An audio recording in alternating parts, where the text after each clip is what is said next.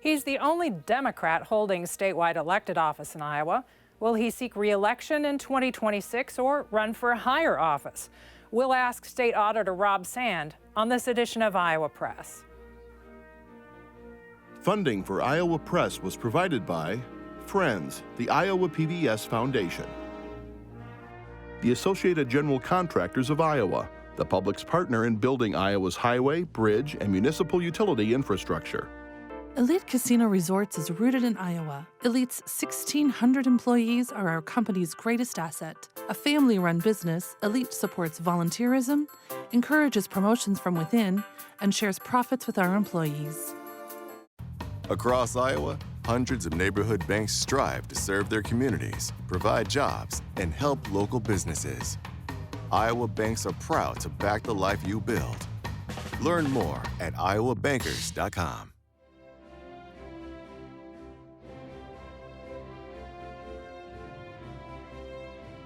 For decades, Iowa Press has brought you political leaders and newsmakers from across Iowa and beyond, celebrating 50 years of broadcast excellence on statewide Iowa PBS. This is the Friday, June 14th edition of Iowa Press. Here is Kay Henderson. Our guest today is a native of Decorah. He's a former prosecutor in the Iowa Attorney General's office. In 2018, he was elected state auditor and re-elected in 2022. He's currently the only Democrat holding statewide office. Rob Sand, welcome back to Iowa Press. Thanks, Kay. Good to see you. Joining our conversation, Dave Price of the Gray television stations in Iowa and Erin Murphy of the Gazette in Cedar Rapids.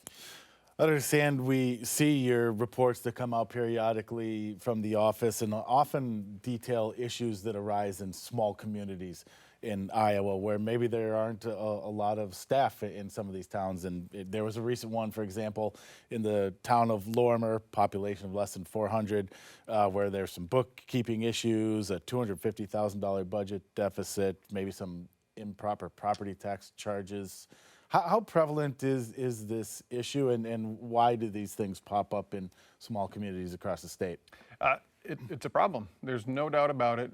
We had some red flags in Lorimer. In fact, the same day that we released the Lorimer report, we put out two other reports where the same clerk was in charge of all three cities, Lorimer and the other two as well. Sometimes, to some degree, we have to acknowledge that it can be hard to find the staff that have the training to do this sort of work in rural areas, right? We have tried to have an impact on that in our office with our statewide work, statewide jobs program, where we let our staff live wherever they want. But the bottom line is, right, it's tougher in rural Iowa. We can't really let that excuse everything, though. And the bottom line is, if you are on city council, if you are whether it's a small county too, right? If you're on the board of supervisors, you have a fiduciary responsibility and you've got to be careful about who it is you're hiring. You should be looking into their background, looking into their history. The same clerk is someone that has been in the news prior, right? And you want to make sure that you are, I like to say, leading others not into temptation. Ask for the bank records. Look at them every month. Make sure that the person who's in charge of the money knows that you're looking at the bank records every month, right? Because that way, no matter what situation they're in, they can avoid that temptation to abuse those tax dollars that they have access to. That situation, sorry, Dave, that you described, we recently had county leaders on this show, and they talked about some of the challenges they face, and one way that they address that is by sharing services across counties. Yeah. But that also, I'm assuming you would say, opens those local governments up to issues like this when you've got one person performing multiple services. And you know, how do you balance that? How do you strike that balance between finding creative ways to address those personnel shortages that you talked about, but keeping government operating properly? I think sharing services is a great idea. In our government efficiency program, PI, Public Innovations and Efficiencies, we have service sharing as one of the ways that you can save money. It's a great option in rural Iowa, and there are very few limits, by the way, on how cities and counties, as well as school districts in rural areas, can share services. If you want to figure out a way to do it, you're essentially allowed to do it. We think that's a great idea, but again, you want to make sure that the people who are elected are looking at those bank records. My favorite crystal clear example of this is a case that came out of the auditor's office that I prosecuted when I was at the Attorney General's office. It was a woman who was in charge of the accounts for the Mahaska County Soil and Water Conservation Society. She also was in charge of the accounts for Poweshiek. And some guy on the Poweshiek board every month would say, well, let's see the bank records. She stole $200,000 from Mahaska County, didn't touch a penny in Poweshiek. And that's the difference, I think, between decisions that we make to lead people into temptation versus making sure that they know that they shouldn't be tempted because there's consequences, which frankly is, that is the number one biggest problem with the bill that the legislature passed and the governor signed last year that allows state agencies, in fact requires them, to withhold documents from the auditor's office. That list of categories, 8 different categories plus a 9th, it's like a catch-all, in case we didn't think of something that we want to hide later. That list of categories, if you look at that as a government insider, is like a menu. Where do I want to steal money from? Oh, here are the places where if I steal here, it's going to be harder for the auditor to find out. Thanks for the tip. So if you think this is weakening things and you keep releasing these audits, these small town clerks keep getting busted, clearly there are repercussions, but some of them still keep doing it. So do we need some kind of state legislative action? Are the penalties not enough? Like, what could change this? The penalties are not enough. I've been asking for 5 years for the legislature to make large-scale theft of taxpayer funds a mandatory prison sentence. They haven't done it yet. What is large scale? What's the definition in your view? Is 200,000, 250,000? Oh, much smaller than that. We've pegged it at the same line that is drawn for first-degree theft or first-degree fraud. In my 7 years when I was at the AG's office as a prosecutor, that was $10,000. I think they bumped it up to $12,000 now, but we just pegged it at that line. So if you're, if you steal $50 from the concession stand at the Decorah swimming pool, which I hope to be at tomorrow, you probably don't need to see prison time for that.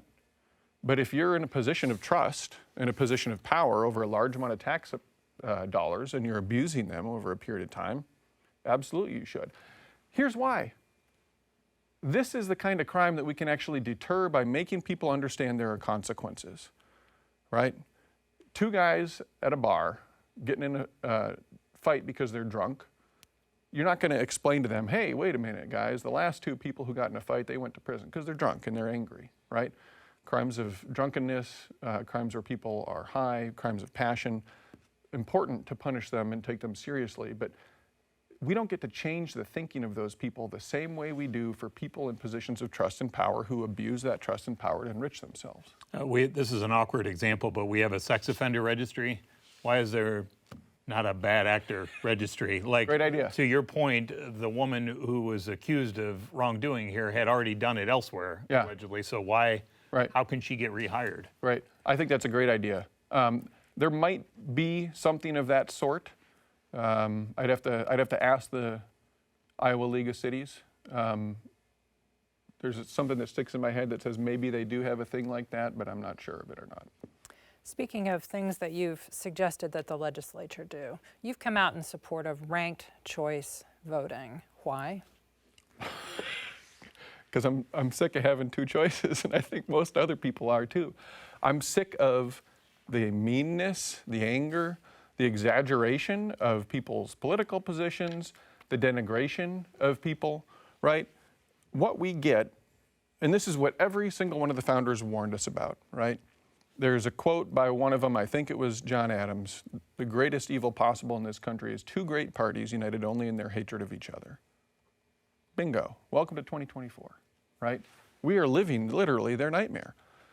And when you have this sort of team-based mentality, red shirt, blue shirt, you never take the chance to listen to somebody. A lot of people just sort of assume they know all they need to know based on which side you're on. I think that's destructive. I think it stops us from solving problems, right? It stops us from having conversations where we could find commonalities and actually say, oh, that's funny. I never would have guessed you thought that, right? Because we're encouraged to toe this line, and you're encouraged to not have the conversation because you got a bunch of people saying the other people on the other side are bad. If you have something else, it could be ranked choice voting. It could be approval voting, where okay, here's 4 candidates for the general election. Just vote for all of them that you approve of. Whoever gets the most votes wins. Very simple, right? It totally changes the incentives for candidates and even the people who are in it for the right reasons, who have a pure heart. It also changes the advice that their cynical consultants give them, right? Because then all of a sudden, instead of, well, you and Dave are running for office together, so just tell everybody that he's a terrible human being and, you know, he's a thief and a murderer, right? Well, then it's like, because if they're going to vote for you, they can't vote for me under the current system. If you switch to something like approval voting, then the message is, well, Dave's got a lot of supporters and they'll really like him, but if you can get some of them to like you a little bit, then maybe they rank you second instead of fourth, or maybe they give you an approval vote too. So be nice to Dave. It would make politics function more like everyday life, more like everyday Iowa. That to me would be a good thing. Would conducting an election be more expensive and more time consuming if you have to figure out ranked choice? Because some of the places that do have ranked choice voting, results are not available as immediately as they are now. It would not be more expensive. It would actually be cheaper because you would eliminate the potential need for runoff elections like in city elections that we have across Iowa pretty often. So it would not be more expensive. It typically wouldn't be more time consuming. A lot of the, so for example, Alaska does this, Maine does this, lots of cities in Utah do this, Fargo, North Dakota does approval voting. There's a good movement afoot across the country of people who are just saying, Democrat, Republican, Democrat, Republican, Democrat, Republican, I am sick of this. I want ballot freedom. I want a real ability to have choices, right? If I have to spend 5 more minutes in the ballot booth because I've got to get all my things filled out correctly, I would so much rather have that 5 minutes to more fully express myself as a voter and actually be heard more clearly than to go in there and feel like it's just like, well, I guess these are my options again. We wanted to ask you a recent Iowa Supreme Court case involving your office, and essentially, and you can elaborate on this, but the court has asked, sent it back to the appeals court and has asked your office to provide more justification for withholding of certain records in an open records request. Why were some of those records withheld? Tell us about that, Sure. and what do you plan to say to convince the court that your office was justified in doing that? Sure.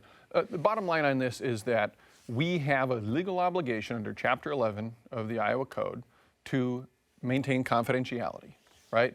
That is a higher level of protection than public records. And so with most state agencies, they just have, okay, provide the records. It's just Chapter 22. We have to do this balancing test, and it's complicated. What we did is do that balancing test the way we feel was correct, the way we feel we were supposed to, because, right, this is what this suit is after. They asked specifically for our correspondence with 2 particular people, right? Which is a little bit like, your kid says, Dad, what am I getting for my birthday? And you're like, I'm not going to tell you, it's supposed to be a surprise. Well, how about if I guess? Then you tell me, right? And so they were like, well, how about your correspondence with this person and that person? Because what this group is trying to do is go after these folks, right? We have an obligation, a very broad obligation under the law, to withhold anything that comes in. It might be work papers, or it might be accusations or contain allegations of wrongdoing, right? So we have to balance that. The district court level, we won. They said, you did it right. Went back to the Supreme Court. Supreme Court said, can we get some more details about what happened? Reasonable decision. We'll go back to district court. We'll provide more details, and we'll go from there. But I want to point this out too, right? I've had my name unfairly dragged through the mud for this case. I would rather have that happen than have people who have tips to provide about wrongdoing in state government feel like we would ever hand their names over or their identities over without getting dragged through the mud first. That's important because people need to know that we are willing to do that we will go to the mat for them if we want them to ever tell us what's going on. And here's another example of this, right? The DNC, the Democratic National Committee out in Washington, D.C., twice made requests of our office for all allegations of wrongdoing by Governor King Reynolds. You know what we gave them? Nothing, because we can't. We followed the law. This isn't politics, it's us trying to do our job. And so it's a whistleblower thing, because the way you described it, I mean, I can tell you as a journalist, it's not at all uncommon to file a records request based on exchanges between two specific people or accounts or whatever. So, I mean, that itself isn't enough to protect from open records. Well, it depends on what the statute says. And the statute says all allegations of wrongdoing, or something to that effect. But here's the big piece of this point. It doesn't say except for journalists. So our obligation, no matter who is asking us about something, no matter who sends us an email that might be something where it's not necessarily reporting a tip, but asking if we're aware of a thing, right? Asking us if we're aware of the thing is the same thing as saying what it is, right? And so we don't get to say, oh, well, that's just a journalist, let's just hand that over. We still have to say, well, the law says all allegations. Dave? You have begun this 99 county tour, I think. You're going all over 100 the place. town I thought it halls. was 100, yeah. 100. So are you hitting every county? We do both county seats in Lee County, Dave, because then I can say I'm the hardest working elected official in the state of Iowa. There you have. As you ponder your future here, what will stop you from running for governor in 2026? I don't know. I'll figure it out. I feel like every time I sit down with you guys, it's like, what's going to happen 2 years from now? And I keep forgetting to bring my crystal ball. Well, if you're trying to get yourself out there, going on this 100 town hall tour would be a soft launch way to get through 2024. I completely disagree because of the way we do it. I think the political way to do a 99 county tour is, shh. Oh, I was here, right? You zoom in, you zoom out. You only tell a handful of people. You announce it 24 hours before you're in town. Maybe you don't announce it publicly at all. Maybe you just tour a business with the owners and nobody else knows you're there at all, and then you disappear. Risk-free. And you can tell everybody, I've been to your county last year, right? This is the job. We have hit a new high water mark for accessibility for a statewide official. We announced all 100 stops the same day. So there are cities that we are not, in counties that we are not going to till July, August, September, October. You can look them up right now at auditor.iowa.gov/townhall, and you can find out when I'm going to be in your county. This is public service. I want to represent everybody. And I was thinking about this the other day. Actually, I realized to me there's a piece of this that is very much faith-based. My faith is really important to me, and I worship a guy who made a point to spend time with the people that nobody else thought was worth spending time with. And that to me, too, is public service. You are supposed to be accessible to everyone. You are supposed to be available to everyone. I'm looking for new ways to do that. It is hard to plan all 100 of these in advance and announce them the same day. But I want people in Iowa to know that, like, I'll talk to you. You want something you want to ask me about? You want something you want to yell at me about? Here I am. This is when I'm going to be there. I think that's important. But can't it be both? Both what? Can't you fulfill all of these public service, the things you want to fulfill as a public servant to go to all these places while also pondering your future? Look, I'm going to kind of say the same thing, but I'll say it shorter and different. If I was focused on just checking the boxes, then I'd do it the way it's typically done, and I'd zoom in and zoom out.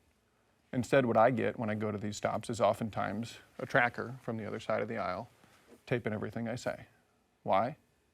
Because I told them I was going to be there just the same as everybody else. If that's politics, I don't know. You tell me.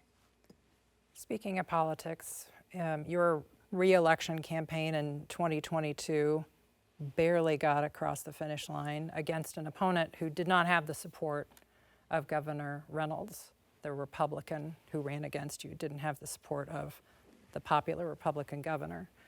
Do you think that's why you won? Coulda, woulda, shoulda. What's your analysis of 2022 as you contemplate 2026? Well, look. Is there a relationship at all?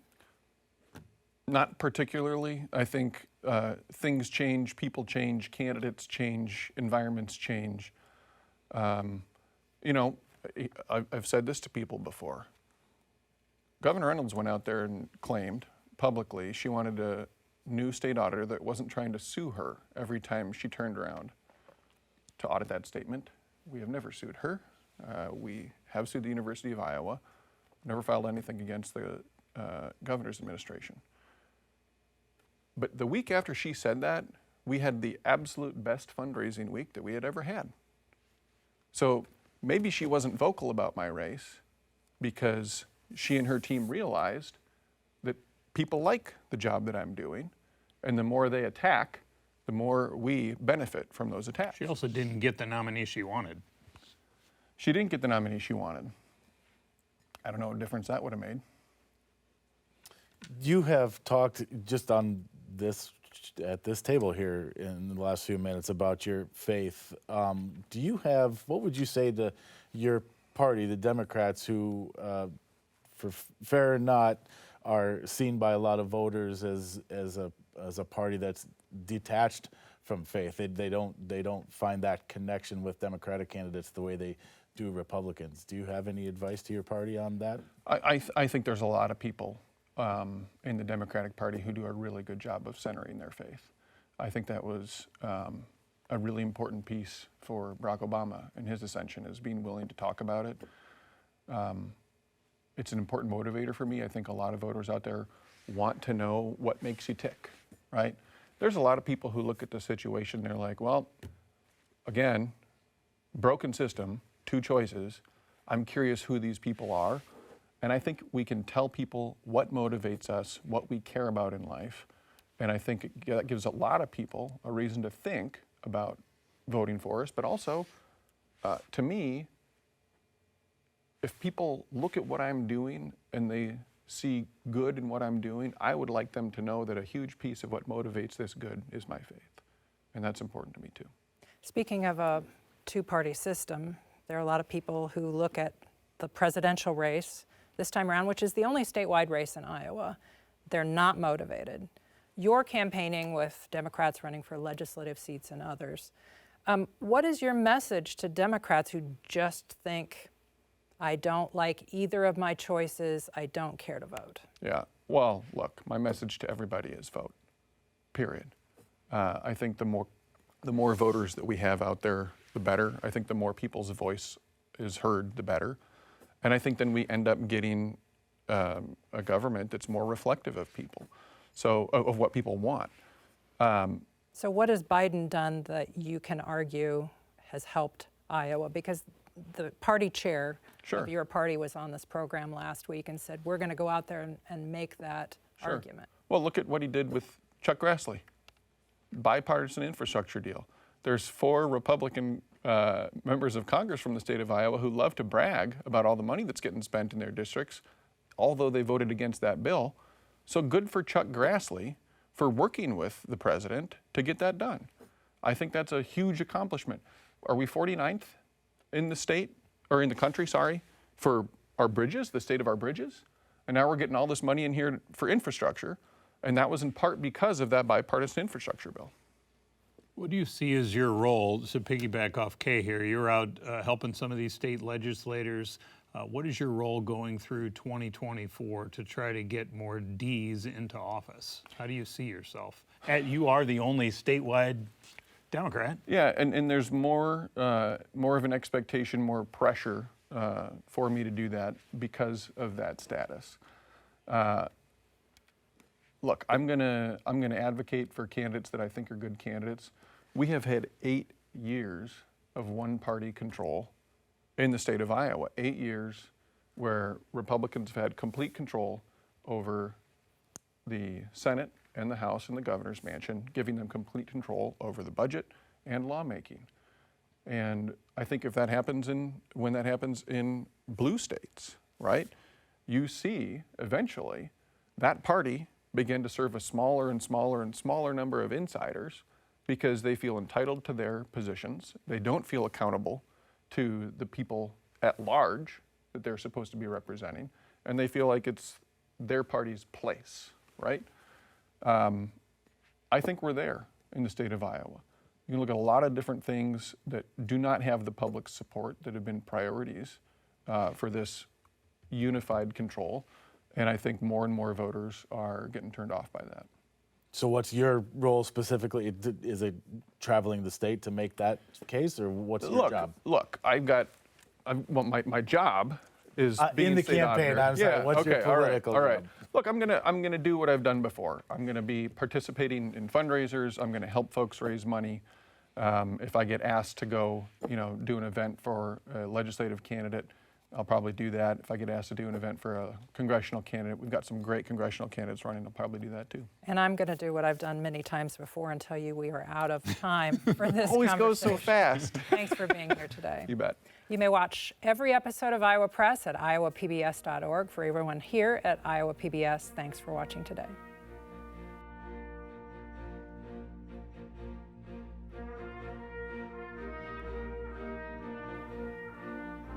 Funding for Iowa Press was provided by Friends, the Iowa PBS Foundation, the Associated General Contractors of Iowa, the public's partner in building Iowa's highway, bridge, and municipal utility infrastructure. Elite Casino Resorts is a family-run business rooted in Iowa. We believe our employees are part of our family, and we strive to improve their quality of life and the quality of lives within the communities we serve. Across Iowa, hundreds of neighborhood banks strive to serve their communities, provide jobs, and help local businesses. Iowa banks are proud to back the life you build. Learn more at iowabankers.com.